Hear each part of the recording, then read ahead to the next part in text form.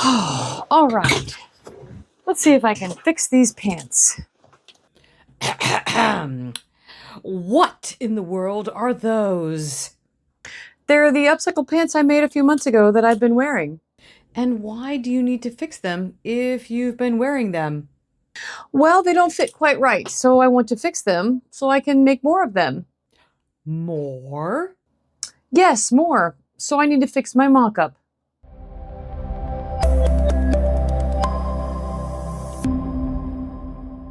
That's right. I'm going to attempt to adjust a mock-up I made not too long ago on something I want to redo because I want to make more of them. Hello, and welcome to Tears of Joy Creative, and to my new series that I'm calling Out of the Jar. This time, the jar decided I needed to do this. Upcycled pants. Oh boy. So a few months ago, I made some upcycled pants. It took 4 pair to make each one, and I really liked them.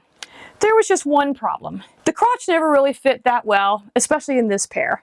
And I believe it was because the rise in the front was too long and they just never really came out very well.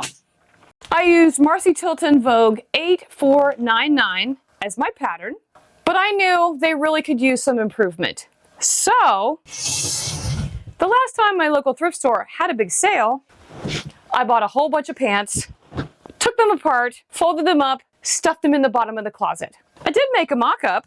I made it out of muslin, which really didn't work very well because it's lightweight and not like a jeans or a pants fabric. That means I get to go back to my local thrift store to find something I can use as a mock-up. And I found these. Some curtain panels. Cost me $7. And they're like a lightweight canvas. And I think it should work well for a mock-up. This is the original pant pattern with a dart at the upper front, and the back was meant to be gathered. Here is the modified pattern I used last time, where I took in the back seam down the leg, and I added a dart to the waist because the original gathering made the pants way too baggy. To check the rise, I'm using a shorts pattern that fit well. The back looks good, but the front needs to be trimmed down just a bit. The waist on the original pattern in the back was to be folded over for the elastic, which I cut off since I'm using a waistband. But I did not cut down the front because it was getting a facing. So by shortening it, this will also help to lift the rise in the front.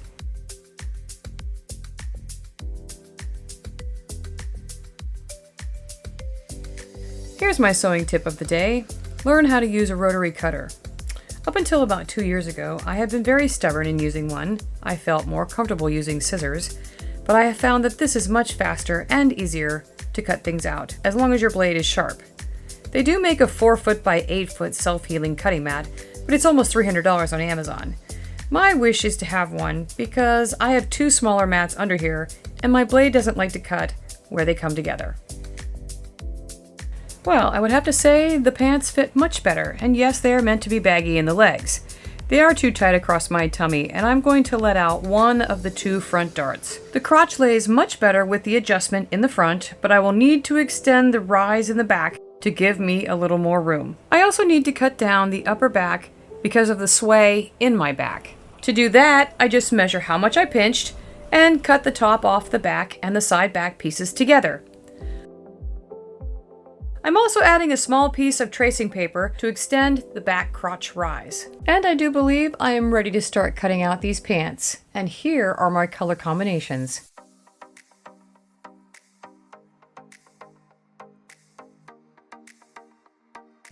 So let's talk about upcycling and the process of making one thing into another. There is a lot of prep work that goes into making these pants. In general, when I upcycle, I use a razor blade to take things apart and not just cut the seams because I need all the fabric I can get. And it takes some extra time taking off all the extra pockets, belt loops, and zippers to save for something else, not to mention all of the threads to clean up. Now obviously you can see that the legs of the pants are not long enough for some of the pattern pieces, and I will have to piece things together. But that's okay, that doesn't bother me. Also, after I sew on the extensions, I take the time to press everything and lay the pattern pieces back on top to make sure they are cut the correct size. And that way then I can make any last minute adjustments before I start to assemble. And this is just one example of upcycling. And I have enjoyed this type of sewing because, for one, it is challenging me creatively to see if I can make my own versions of things I find on Pinterest. I like the look of a garment that is a mixture of fabrics and patterns, all while giving it my creative flair. The original idea for these pants comes from this pair from Pinterest, of course, and while shopping at my local thrift store, I was able to find pants that coordinate well together. I just go on their big sale days and find pants for $2 or less. It also makes me feel better that I am putting used clothing to good use that would otherwise end up in a landfill. So here are the different leg sections that needed to extend in some way, and you can see the places where the fabric was added because you are up close. When the sections are sewn together, you won't really notice it because with color blocking and prints, those kinds of things disappear. And now that that's all done, let's go assemble some pants. Now the side front that folds under to make the front of the pocket is one long piece. And obviously the pants I'm upcycling are not that long. So I'm using a separate piece of fabric for the part that folds under, and I'm using heavy jeans thread I buy from Waywalk for all of my top stitching. Then after sewing the upper dart in the upper piece, you then attach it to the front, which then becomes the back of the pocket. Next, I sew the 2 darts at the knee and stitch the side front and center front together.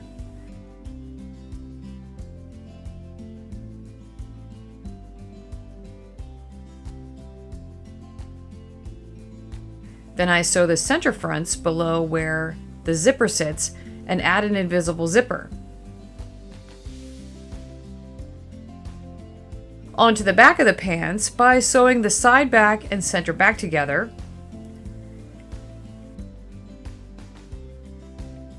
And lastly, the seat seam. And now I have all the fronts and backs sewn.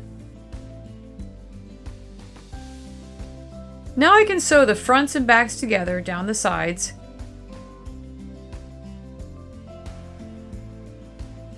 And finish up by sewing the inner leg seams. Just as a note, that as I am putting these pants together, I am serging off all of the seams. I did try them on for a test fit, and then reopened the side seams so I could sew on all of the top stitching. Finally, it's time to add on the waistband, and I chose the floral print for this pair. I added the striped waistband for this pair, and I wasn't sure which one to add to this pair, but decided the beige one was a good match.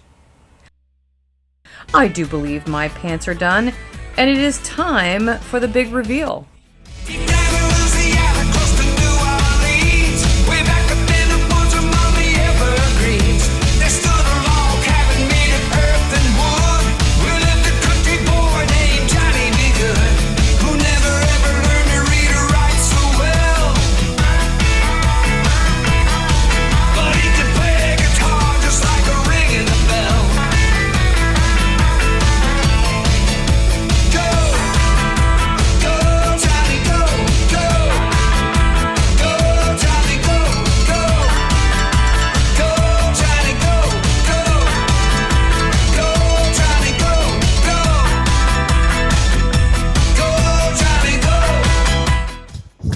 Well, that's a wrap, and that was way too much fun. On a serious note, I am so much happier with the way these turned out versus my first original pairs. But I was actually able to go back and adjust the crotch in the front as I did with these and the new mock-up, and they fit much better. I just decided to ditch the beige pair that had all the pockets because I really didn't like them. But that's okay. These are upcycle garments, and they don't cost very much. Collectively, you could say this one probably cost anywhere between $4 and $8 because usually pants on a thrift store sale will be $2 or less. And there is an endless supply of pants at my local thrift store to use to make more, as long as I can find some coordinating colors. I hope this project inspires you to do some upcycling if you have not done that before, and to use your local thrift store to the best that you can with the materials that they have. Now, I know we can't make everything upcycled, and there is a place for brand new fabric. But for now, it's great to see so many on social media who are upcycling garments and starting their own business. And that's definitely a plus in my book. Thanks for watching, and stay tuned as we find out what project the jar will choose next.